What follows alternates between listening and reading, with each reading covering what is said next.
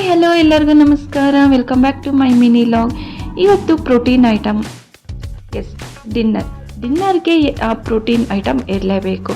ಡಿನ್ನರ್ಗೆ ಈ ನಡುವೆ ನಾವು ರೈಸ್ ಐಟಮ್ ಯೂಸೇ ಮಾಡ್ತಾ ಇಲ್ಲ. ಜಸ್ಟ್ ಏನಿದ್ರೂ ಚಪಾತಿ, ಮುದ್ದೆ ಇದೆ ಆ್ಯಂಡ್ ಪ್ರೋಟೀನ್ ಐಟಮ್ಸ್ ಏನಾದರೂ ಒಂದು ಪ್ರಿಪೇರ್ ಮಾಡ್ಕೊಂಡು ತಿಂತಾ ಇರ್ತೀವಿ. ಇವತ್ತು ಹಾಗೆಯೇ ಪ್ರೋಟೀನಲ್ಲಿ ಏನು ಮಾಡೋದು ಅಂತ ಪ್ಲ್ಯಾನ್ ಮಾಡಿಕೊಂಡು ಸೋಯಾಬೀನ್ನ ನೆನೆ ಹಾಕ್ಬಿಟ್ಟು ಹಾಗೆಯೇ ಬನಾನಾ ಮಿಲ್ಕ್ ಶೇಕ್ ಬೇಕು ಅಂತ ಕೇಳಿದ್ರು.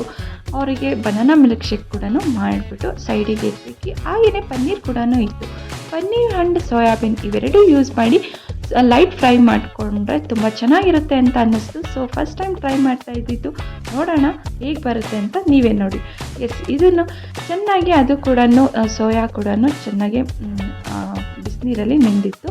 ಹಾಗೆಯೇ ಒಂದು ಬೌಲಿಗೆ salt, turmeric powder, chilli powder, ಹಾಗೆಯೇ ಶುಂಠಿ ಬೆಳ್ಳುಳ್ಳಿ ಪೇಸ್ಟ್ ಇಷ್ಟು ಹಾಕಿ ಚೆನ್ನಾಗಿ ಮಿಕ್ಸ್ ಮಾಡಿ, ಆಮೇಲೆ ಇದನ್ನು ನೀರಲ್ಲಿ ಮಿಕ್ಸ್ ಮಾಡ್ಕೋಬಾರ್ದು, ಕರ್ಡಲ್ಲಿ ಮಿಕ್ಸ್ ಮಾಡಬೇಕು. ಸೊ ಕರ್ಡಲ್ಲಿ ಚೆನ್ನಾಗಿ ಮಿಕ್ಸ್ ಮಾಡಿ, ನನಗೆ ಟೈಮ್ ಇರಲಿಲ್ಲ, ಸೊ ಅದರಿಂದ ಫ್ರಿಜ್ಜಲ್ಲಿ ಇಟ್ಟಿರಲಿಲ್ಲ. ಹಾಗೆಯೇ ಡೈರೆಕ್ಟಾಗಿ ಅದನ್ನು ಮ್ಯಾರಿನೇಟ್ ಮಾಡಿ ಡೈರೆಕ್ಟಾಗಿ ನಾನು ಫ್ರೈ ಮಾಡಿಕೊಂಡೆ. ಹಾಗೆಯೇ ಸ್ವಲ್ಪ ಮೇಥಿ ಪೌಡರ್ ಕೂಡ ಹಾಕಿದ್ರೆ ತುಂಬ ಚೆನ್ನಾಗಿರುತ್ತೆ.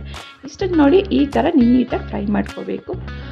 ಇದು ನಾನ್ ವೆಜ್ ತಿನ್ನಲ್ಲ ಅಂದವರಿಗೆ ಇದು ಬೆಸ್ಟ್ ಪ್ರೋಟೀನ್ ಅಂತಲೇ ಹೇಳ್ಬೋದು. ಇವಾಗ ಯಾರೇ ಆಗಲಿ, ಜಿಮ್ ಮಾಡೋರೇ ಆಗಲಿ ಅಥವಾ ಡಯಟ್ ಮಾಡೋರೇ ಆಗಲಿ, ಅವರು ನೈಟ್ ಟೈಮ್ ಆಗಲಿ ಒಂದು ಮೀಲಲ್ಲಿ ನೀವು ನಾನ್ ವೆಜ್ ತಿನ್ನಬೇಕು ಅಂತ ಹೇಳಿರ್ತಾನೆ. ಸೊ ನಾನ್ ವೆಜ್ ತಿಂದಿಲ್ಲವರು ಈ ಥರ ಸೋಯಾಬೀನ್ ಆ್ಯಂಡ್ ಪನ್ನೀರ್ ಯೂಸ್ ಮಾಡಿದ್ರೆ ನಾನ್ ವೆಜ್ ಅಷ್ಟೇ ಈಕ್ವಲ್ ಪ್ರೋಟೀನ್ ಸಿಗುತ್ತೆ. ಸೊ ಈ ಥರ ನಾನು ಗೀಯಲ್ಲಿ ಫ್ರೈ ಮಾಡಿಕೊಂಡೆ. ಹಾಗೆಯೇ ಸೈಡಲ್ಲಿ ರಾಗಿ ಮುದ್ದೆ. ಇವತ್ತು ರಾಗಿ ಮುದ್ದೆ ಮಾಡಿದೆ, ಚಪಾತಿ ಮಾಡಿಲ್ಲ.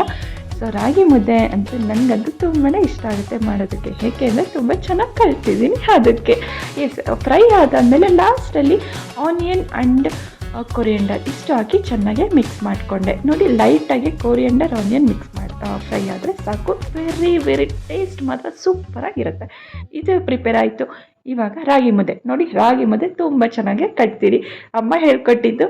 ಸೊ ಇವಾಗ ಮದುವೆ ಆದಮೇಲೆ ತುಂಬಾ ಯೂಸ್ಫುಲ್ ಆಗ್ತಾಯಿದೆ.